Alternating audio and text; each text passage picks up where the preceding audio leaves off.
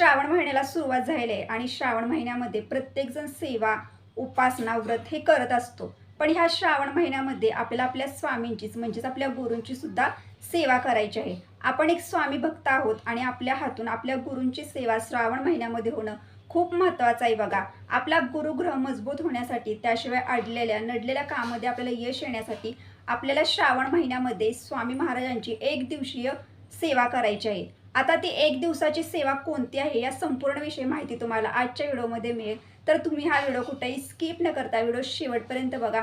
तुम्ही जर माझ्या चॅनलवर नवीन असाल तर चॅनल लाईक करा, शेअर करा आणि नक्की सबस्क्राईब करा. चला आता व्हिडिओला सुरुवात करूया. सर्व स्वामी सेवेकरांना श्री स्वामी समर्थ. तर तुमचं प्रियालयस या चॅनलमध्ये अगदी मनापासून स्वागत आहे. आपले स्वामी आपले गुरु आहेत बघा आणि गुरूंचा आशीर्वाद आपल्या सोबत असणं हे खूप महत्त्वाचं असतं. आपण श्रावण महिन्यामध्ये प्रत्येक जण बघा सेवा तर आपण प्रत्येक जण करत असतो. श्रावण महिन्यामध्ये आपण महादेवांची सेवा करतो. श्रावण महिन्यामध्ये आपण आपल्या कुलदेवीची, कुलदेवतांची सेवा करत असतो. आपल्या ज्या देवांवरती श्रद्धा आहे बघा त्या प्रत्येक देवांची सेवा आपण ह्या श्रावण महिन्यामध्ये करत असतो. आपण एक स्वामी भक्त आहोत बघा आणि आपल्या स्वामींचा म्हणजेच आपल्या गुरूंचा सुद्धा आपल्यावरती कृपाआशीर्वाद राहावं. प्रत्येक संकटात, प्रत्येक अडचणीमध्ये स्वामी महाराज आपल्या सोबत असावेत. त्याचप्रमाणे आपल्या आयुष्यामध्ये बघा खूप असे आपल्या आयुष्यामध्ये खूप संकट असतात, खूप अडचणी असतात आणि आपण त्या संकटांना, त्या अडचणींना दररोज सामोरे जात असतो बघा. आणि या संकटातून, या अडचणीतून मार्ग दाखवणारे जर असतील तर ते आपले स्वामी असतात. यासाठी प्रत्येक स्वामी भक्तानं न चुकता श्रावण महिन्यामध्ये गुरुवारी सेवा करायचीच आहे ही. आता ज्या स्वामी भक्तांना कामामुळं किंवा जॉबमुळं किंवा घरातल्या जबाबदारीमुळं सेवा करणं शक्यच होत नाही बघा, अशा स्वामी भक्तांना सुद्धा मी सांगते की ही एक दिवसाची सेवा आहे ना, ती सेवा तुम्ही आवर्जून करा. तुम्हाला भले ह्या श्रावण महिन्यामध्ये कोणत्याच देवाची सेवा करणं शक्य होत नाही, कोणत्याच, तरी सुद्धा जरी तुम्ही स्वामींची सेवा केली ना तरी सुद्धा ना या श्रावण महिन्याचं संपूर्ण फळ तुम्हाला मिळेल. कारण स्वामी महाराज हे ब्रह्मांडाचे ब्रह्मांड नायक आहेत आणि सर्व देवांचा अवतारच आपले स्वामी आहेत. आणि गुरूंची सेवा आपल्या आयुष्यात करणं हे खूप महत्त्वाचं असतं. कारण गुरूंशिवाय आपल्या अडचणीतून, संकटातून कोणीही बाहेर काढू शकत नाही. कारण आपला गुरुग्रह जेव्हा मजबूत असतो तेव्हाच आपण प्रत्येक संकटातून, प्रत्येक अडचणीतून बाहेर पडतो. त्याशिवाय आपल्या प्रत्येक कामामध्ये सुद्धा यश येतं. यासाठी गुरूंची सेवेत नक्कीच राहा, स्वामींची सेवा करा आणि आपला गुरुग्रह मजबूत करा. आता सेवा तुम्हाला सांगते बघा. आता ती सेवा तुम्हाला कधी सुरू करायची किंवा सेवा सुरू करताना आपल्याला एक दिवसाची सेवा आहे म्हटल्यानंतर आपल्याला संकल्प करायचा आहे का, कोणते नियम पाळायचे आहेत, आपल्याला ती सेवा कशी करायची, उपवास करायचा आहे का, तर याविषयी तुम्हाला सांगते. ज्या दिवशी तुम्ही सेवा सुरू करणार आहात, आता तुम्ही जर गुरुवारी सेवा घेतली असेल तर गुरुवारीही तुम्ही सेवा करू शकता. गुरुवारी तुम्हाला नाही शक्य झालं श्रावण महिन्यातील तर तुम्हाला इतर दिवशी म्हणजे मंगळवारी, शुक्रवारी, ज्या दिवशी तुम्हाला श्रावण महिन्यामध्ये एक दिवशीय सेवा करणं शक्य असेल त्या दिवशी तुम्ही सुरू करा. सेवा ज्या दिवशी तुम्ही सुरू करणार आहात त्या दिवशी सकाळी तुम्हाला लवकर उठायचं आहे. नेहमीप्रमाणे सकाळी लवकर उठायचं. लवकर उठल्यानंतर आंघोळ वगैरे करायची. आंघोळीच्या आधी आपल्या घरामध्ये आपल्याला साफसफाई करून घ्यायची आहे. आपल्या घरामध्ये थोडीफार आपल्याला स्वच्छता करून घ्यायची आहे. आता ही स्वच्छता तुम्ही आदल्या दिवशी सुद्धा करून ठेवू शकता किंवा सकाळी उठून लवकर सुद्धा आंघोळीच्या आधी सुद्धा करू शकता. त्यानंतर आंघोळ वगैरे झाल्यानंतर आपल्याला काय करायचं, आपल्याला त्या दिवशी सेवा करायची आहे. आता तुम्ही गुरुवारी सेवा करत आहात तर गुरुवारी जर तुमच्या घरामध्ये स्वामींची मूर्ती असेल तर मूर्तीवर अभिषेक तुम्हाला करायचा आहे. तुम्ही इतर दिवशी सेवा करत आहात बघा, श्रावण महिना आहे आणि तुम्ही त्या दिवशी सेवा करणार आहात तर तुम्हाला त्या दिवशी सुद्धा आवर्जून, असं नाही की गुरुवार नाही म्हणजे तुम्हाला अभिषेक करायचा नाही, तर असं नाही. तुम्हाला अभिषेक त्या दिवशी पंचामृताचा अभिषेक स्वामींच्या मूर्तीला करायचा आहे. सर्व देवांना अभिषेक करून घ्यायचा आहे. स्वामींची मूर्ती नसेल, फोटो असेल तर फोटो सुद्धा स्वच्छ पाण्यानं पुसून घ्यायचा आहे. आता आपण एक दिवशी सेवा करणार आहोत तर आपल्याला पूजा मांडणी वगैरे करायची आहे का, तर पूजा मांडणी तुम्हाला करायची नाही. तुम्ही देवघरामध्ये सेवा करू शकता, म्हणजे आपल्या स्वामींजवळ बसून तुम्हाला ही सेवा करायची आहे. तर आता त्या दिवशी आपल्याला देवपूजा वगैरे सगळी सकाळी लवकर उठून करून घ्यायचं. दिवा धूप आरती सर्व लावून घ्यायचं आणि त्या दिवशी आपण एक दिवशी सेवा करणार आहोत तर आपल्याला स्वामींजवळ आपल्याला पहिल्यांदा मुजरा करायचा आहे. बसण्यासाठी तुम्हाला आसन घ्यायचं आहे, स्वामींना मुजरा करायचा आहे आणि स्वामींना सांगायचं आहे की तुमच्या आयुष्यात जी अडचण आहे किंवा तुमच्या आयुष्यात जी समस्या आहे किंवा तुमची अशी इच्छित एखादी मनोकामना आहे की तुम्हाला नोकरी मिळत नाही, तुमच्या घरामध्ये काही असे संकट आहे, काही असे प्रॉब्लेम आहे, तुम्हाला काही कोणत्या गोष्टीचं टेन्शन आहे, तर ह्या सर्व गोष्टी स्वामींना बोलायच्या आणि तुम्हाला संकल्प करायचा नाही. एक दिवसीय सेवेसाठी आपल्याला संकल्प करायचा नाही. तुम्हाला फक्त स्वामींना प्रार्थना करायची आहे. तर तुम्हाला प्रार्थना केल्यानंतर स्वामींना म्हणायचं आहे की मी आज घरामध्ये श्री स्वामी चरित्र सारामृताचं 1 ते 21 अध्यायांचं एक दिवशीय पारायण मी अगदी मनोभावे आणि श्रद्धेनं घरामध्ये करणार आहे. तर माझ्याकडनं हे पारायण तुम्ही व्यवस्थित करून घ्या, एवढंच तुम्हाला बोलायचं आहे आणि त्यानंतर तुम्हाला पारायण करायचं आहे. आता तुम्हाला एक सांगते की गुरुवारी जर तुम्ही ही सेवा घेतलेली आहे आणि गुरुवारी जर तुमचा श्रावण महिन्यामध्ये उपवास आहे किंवा तुम्ही इतर दिवशी घेतलेले आहे आणि त्या दिवशी जर तुमचा उपवास आहे, तर तुम्हाला फल आहार घ्यायचा आहे. असं निरंकार राहून तुम्हाला कोणताही उपवास करायचा नाही आणि कोणतीही सेवा करायची नाही. काही नाही की एक दिवसाच्या सेवेसाठी तुम्हाला उपवास करायचा आहे असं कंपल्सरी नाही. पण आता श्रावण महिना आहे बघा, ज्यांचा उपवास असतो आधीपासून श्रावणात त्यांच्यासाठी मी ह्या गोष्टी सांगितल्या आहेत. पण असं एक दिवशी सेवेला उपवास करण्याची गरज नाही. आता ज्या व्यक्तींचा उपवास नाही तर अशा व्यक्ती सुद्धा मनोभावे सेवा त्या दिवशी करू शकता. ज्या दिवशी तुम्हाला वाटते त्या दिवशी सेवा करायची. आता आपल्याला स्वामी चरित्र सारामृताची पोथी वाचन करायची. अक्कलकोटमध्ये स्वामी महाराजांनी कोणकोणत्या लीला केल्या आहेत, आपले स्वामी कसे होते, या संपूर्ण विषयी वर्णन या स्वामी चरित्र सारामृताच्या पोथीमध्ये केलेलं आहे. तर प्रत्येकांना सांगते की एक दिवशी जी सेवा आहे बघा ती आवर्जून करा. हे पोथी पठण करण्यासाठी आपल्याला जास्त वेळ लागत नाही. तुम्ही जर नवीन असाल स्वामींच्या सेवेमध्ये तर तुमच्या घरामध्ये फक्त देवघरामध्ये स्वामींचा एखादा फोटो पाहिजे आणि तुम्ही ती सेवा घरामध्ये करू शकता.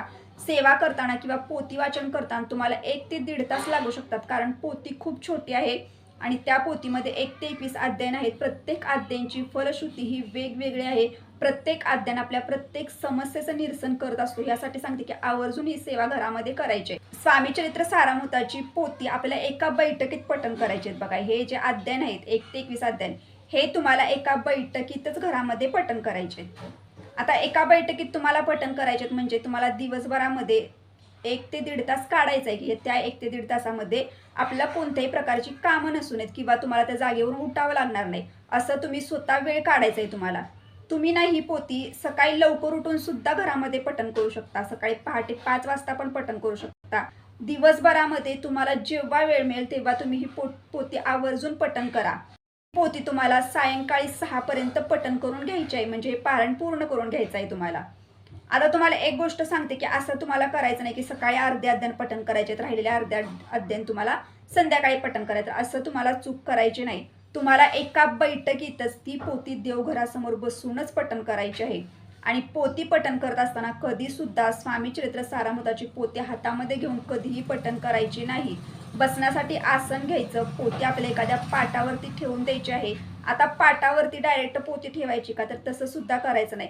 पाठ ठेवायचा, त्याच्यावरती तुम्हाला एखादं वस्त्र घ्यायचं आणि त्याच्यावरती ती स्वामी चरित्र सारामृताची पोथी ठेवायची. आपण एका बैठकीमध्ये 1 ते 21 अध्याय पठण करतो ना, तेव्हा आपलं ते एक पारायण असतं बघा. ह्यासाठी सांगते की 1 ते 21 अध्याय तुम्हाला एका बैठकीतच पठण करायचंय. अध्याय पठण करत बसण्याच्या वेळेला तुम्हाला दिवा धूप आरती घरामध्ये लावून घ्यायचंय. देवघरामध्ये बसण्यासाठी आसन घ्यायचं, पोथी आपल्या समोर घ्यायची आणि त्यानंतर पहिल्यांदा आपल्याला काय पठण करायचं, पहिल्यांदा आपल्याला नित्यसेवेच्या पुस्तकामधलं स्वामी स्थवन 1 वेळेला पठण करायचंय. त्यानंतर आपल्या कुलदेवतीचा नवार्ण मंत्र 1 वेळेला पठण करा. त्यानंतर आपल्या स्वामींची तुम्हाला जर शक्य असेल तर 11 माळी नामस्मरण करा. नसेल शक्य 11 माळी करणं तर तुम्ही 1 माळ जरी केले ना तरी सुद्धा चालेल. आणि त्यानंतर आपल्याला अध्याय पहिला पठण करायला घ्यायचंय, म्हणजे तिथनं तुम्हाला पहिला, दुसरा, तिसरा असं तुम्हाला 21 अध्याय एका बैठकीतच एकाच ठिकाणी बसून पठण करायचे. अध्ययन पठण करत असताना आपल्याला कोणासोबत सुद्धा बोलायचं नाही. पहिल्यात महत्त्वाची गोष्ट सांगते की अध्ययन कधीही मनातल्या मनात पठण करायचे नाही. तुम्हाला स्वतःला जेवढं ऐकू येईल ना तेवढ्या आवाजात तुम्हाला स्वामी चरित्र सारामृताची पोथी पठण करायचं, कारण खूप महिलांकडनं ह्या चुका होतात. आपण जेव्हा ते पठण करतो ना, ते जेवढं पठण करणं महत्त्वाचं आहे ना तेवढंच ते एखाद्या व्यक्तीनं श्रवण करणं सुद्धा महत्त्वाचं आहे. कारण जेव्हा ते श्रवण केलं जातं बघा, आपण जरी ते अध्ययन नुसते ऐकू सुद्धा आपल्या आयुष्यातील अनेक दुःख, अडचणी, संकट हे सुद्धा नाहीसे होतात. आपल्या मनामधील सकारात्मक ऊर्जा जी असते ती सुद्धा वाढत जाते आणि आपल्या घरामधील नकारात्मकता सुद्धा दूर होते.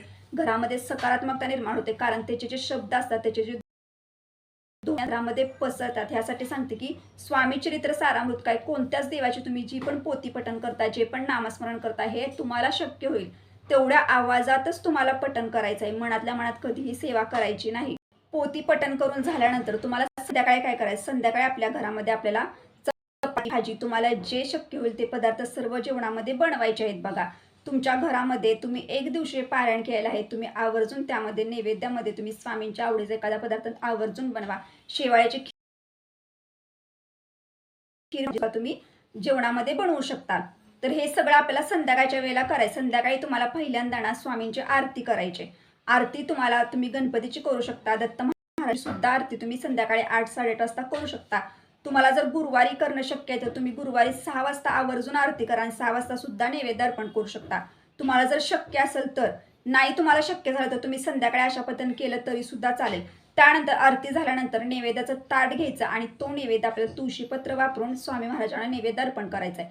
प्रत्येक नैवेद्यावरती आपल्याला एक तुळशीचं पान ठेवायचं आहे आणि एक तुळशीचं पान आपल्या हातामध्ये घ्यायचं आहे. भरीव पाण्यात चौकन करायचं आहे. त्याच्यावरती स्वामींच्या नैवेद्याचं ताट ठेवायचं आणि तुम्हाला सर्व मंत्राचं पठण करून स्वामींना नैवेद्य अर्पण करायचं आहे. ही सेवा तुमच्याकडनं ह्या श्रावण महिन्यामध्ये 1 दिवशी पारायणची आवर्जून झाली पाहिजे, कारण गुरूंचा आशीर्वाद आपल्यासोबत असणं हे खूप महत्त्वाचं असतं. ह्या पोथीचं तुम्हाला नियम सांगते बघा. ज्या दिवशी आपण 1 दिवशी पारायणची सेवा करणार आहोत बघा, आता श्रावण महिना आहे, पण त्या दिवशी आपल्या घरामध्ये कोणत्याही प्रकारे मांसाहारी पदार्थ बनवले जाणार नाहीत, याची तुम्ही काळजी घ्या. आणि जी व्यक्ती सेवा करत आहे त्या व्यक्तीनं सुद्धा अशा पदार्थांना हात लावायचे आणि आपल्या घरामध्ये असे पदार्थ त्या दिवशी बनवायचे नाहीत. तर तुम्ही असा दिवस एक बघा, श्रावण महिना असला तरी सुद्धा कित्येक घरामध्ये अशा गोष्टी बनवल्या जातात. यासाठी सांगते की एक दिवस तुम्ही असा बघा की ज्या दिवशी तुमच्या घरामध्ये कोणत्याही प्रकारचे मांसाहारी पदार्थ बनवले जाणार नाहीत आणि त्या दिवशी तुम्ही ही 1 दिवशी पारायणची सेवा आवर्जून करू शकता. त्याचप्रमाणे बघा, दिवसभरामध्ये तुम्हाला एक सांगते, जी व्यक्ती उपवास करणार नाही अशा व्यक्तीनं पोट भरून जेवण करून आपल्याला पोथी पठण करायचे नाही. तुम्ही हलका आहार घरामध्ये नाश्ता वगैरे करून सुद्धा तुम्ही ही स्वामी चरित्र सारामृताची पोथी घरामध्ये एका बैठकीमध्ये पठण करू शकता. त्याचप्रमाणे बघा, त्या दिवशी दिवसभरामध्ये आपल्याला पराण्य सुद्धा कुणाच्या घरातलं घ्यायचं नाही, ह्याची सुद्धा तुम्हाला काळजी घ्यायची आणि तुम्ही अगदी मनोभावे ही सेवा श्रावण महिन्यामध्ये घरामध्ये आवर्जून करा आणि आपल्या स्वामी महाराजांचा कृपा आशीर्वाद मिळवा. तर आजच्या व्हिडिओमार्फत मी तुम्हाला जी माहिती दिली ती माहिती तुम्हाला जर आवडली असेल तर लाईक करा, शेअर करा आणि नक्कीच सबस्क्राईब करा. भेटूया तर नेक्स्ट व्हिडिओमध्ये. सर्व स्वामी सेवेकरांना श्री स्वामी समर्थ.